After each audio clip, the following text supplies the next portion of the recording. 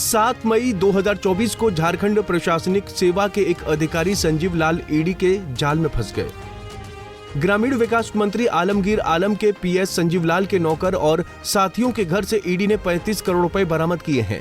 विपक्षी बीजेपी के नेता इसे सीधे आलमगीर आलम से जोड़कर देख रहे हैं। बीजेपी नेताओं का दावा है कि ये काली कमाई मंत्री ने ही छिपाकर रखवाई थी। अब इस मामले पर बीजेपी नेता बाबूलाल मरांडी ने सोरेन सरकार के खिलाफ आरोप पत्र जारी किया है कि जमीन से लेकर तरह तरह के घोटाले की बात आई है। आम लोग बरसों से जानते हैं कि कौन जमीन किसके नाम से है, किसका दखल है। अब वैसी स्थिति में भी किसी की नींद नहीं खुली थी, लेकिन ईडी ने सूत्र तलाशते तलाशते वहां तक पहुंच गई। मुझे याद है कि जब मैं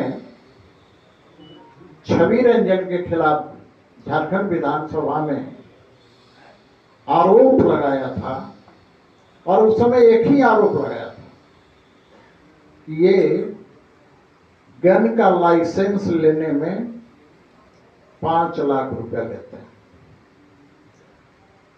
और मैंने बताया था कि कैसे कैसे क्या हुआ। संयोग बस उसके बाद उनकी गिरफ्तारी हो गई। उसके पहले पूजा सिंघल सहित बहुत से सारी कहानी को आप जानते हैं।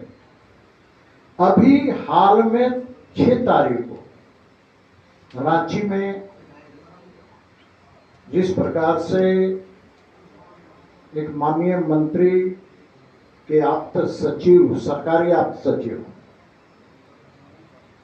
के तथाकथित नौकर, अब नौकर पता नहीं मुझे सरकारी है कि व्यक्तिगत है, कोई मिस्टर जहांगीर हैं, उनके यहां से फ्लैट से लगभग 35 करोड़ से ज्यादा राशि बरामद हुई है। साथ ही 2 ठेकेदार मुन्ना सिंह और राजीव सिंह के यहां से भी बरामद हुई है। तो इस प्रकार से सरकार में मरांडी ने कहा कि सरकार भ्रष्टाचारियों को संरक्षण दे रही है। उन्होंने दावा किया कि आलमगीर आलम के पीएस के नौकर के घर से ईडी का लिखा पत्र भी मिला है। वहीं मरांडी ने कहा कि झारखंड की सत्ता में बैठे बड़े नेता आराम से भ्रष्टाचार कर रहे हैं। ये सरकार काम करने के लिए नहीं बल्कि कमाने के लिए बैठी है। मरांडी ने कहा कि एक नौकर के यहाँ इतना ज्यादा पैसा मिला है, अगर मंत्रियों के यहाँ छापा मार दिया जाए तो अरबों रुपए मिलेंगे। सामूहिक रूप से सबने मिलकर, चाहे वो सरकार के बड़े मंत्री से लेकर और नीचे के पदाधिकारी कर्मचारी तक ये चलता रहा। तो इसी को लेकर हम लोगों ने एक आरोप पत्र तैयार किया, और आरोप पत्र बनाने में हमारे शिवपूजन पाठक जी की और योगेंद्र प्रताप जी की बड़ी भूमिका रही है। हम लोगों ने लगभग 10-15 दिन इसी पर लगकर किसको क्या रखना है, क्या नहीं रखना है, क्या सेट करना है, ऊपर में क्या रखना है, सबसे लास्ट पृष्ठ पर क्या रखना है। 10-15 दिन हम लोगों ने इस पर काम करने के बाद यह आरोप पत्र तैयार हुआ है, और इस आरोप पत्र के माध्यम से आप सबों के माध्यम से आम जनता से अनुरोध करना चाहता हूं कि आप देखें, इंडी गठबंधन के लोग झारखंड में तो